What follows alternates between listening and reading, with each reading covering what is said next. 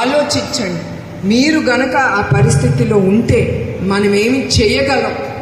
ఇవన్నీ ఎందుకు చెప్తున్నానంటే, ఇది ఎందుకు మనకి, అది పక్కనాడిది కదా, ఇది మనకేం జరగలేదు కదా అని మీరు అట్లా ఆగకూడదు. ఆ పరిస్థితిలో మనం ఉంటే, మన కుటుంబానికి అది అవుతే, మన బిడ్డలకి అది అవుతే ఏం చేయగలం? ఎంత బాధ మీరు పడాలని మీరు ప్రతి ఒక్కళ్ళు ఆలోచించాలి. అట్లానే ఈ గంజాయిని మీ అందరికీ తెలుసు, ఈ మధ్యన 25,000 కిలోలు వైజాగ్ పోర్ట్లో దించారు కంటైనర్లు. ఇంకా అది ఎన్ని లక్షల కోట్లు మనకి తెలియదు. మళ్ళీ అంటారు ఈ ప్రభుత్వం, ఇది వైజాగ్ మన రాజధాని. చాలా తెలివైన వాళ్ళు. తప్పుడు పని చేయడానికి తెలివి ఎక్కువ ఈ ప్రభుత్వానికి. ఎందుకు రాజధాని వైజాగ్ని ఎన్నుకున్నారు?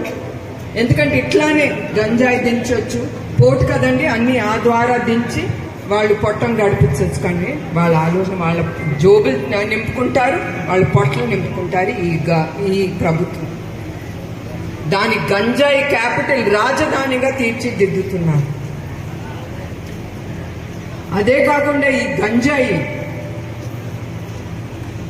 ఆఖరికి ఆడబిడ్డల్ని కూడా వదలట్లేదు. ఈ గంజాయితో ఈ యువకులు ఆడబిడ్డలకి అలవాటు చేసి, వాళ్ళు తీసుకుని ఆడబిడ్డల్ని అరాచకాలు చేసి వాళ్ళని చాలా హింసిస్తున్నారు. అట్లా జరిగి ఒక బిడ్డ ఈ మధ్యనే చనిపోయింది. అట్లా ఎంతో మంది మన బిడ్డలు అనుకోవాలి. మీరు స్త్రీలు మీరు ఆలోచించాలి. అట్లా ఆడబిడ్డలు ఎంతో మంది చనిపోతున్నారు ఈ అరాచకాలకి గురయ్యి. వాళ్ళు ఒక్కరికి చెప్పుకోలేరు కదమ్మా, సిగ్గుపడి వాళ్ళ ఆత్మహత్యకి గురవుతున్నారు.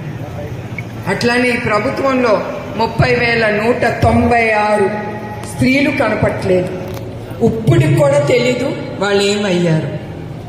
అది ఈ ప్రభుత్వం కింద మన స్త్రీలకి రక్షణ.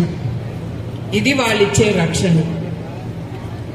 రేపులు, అరాచకాలు, గంజాయి, కల్తీ మద్యం ప్రతి ఒక్కరికి అలవాటు చేసి మన రాష్ట్రాన్ని అంధకారంలో పెట్టేస్తున్నారు. ఇప్పుడు మీరు 5 సంవత్సరాలు ఏమన్నా ఒక ఇండస్ట్రీ వచ్చిందా అండి? ఏమైనా మంచి పని చేశారా మీరు చెప్పచ్చు.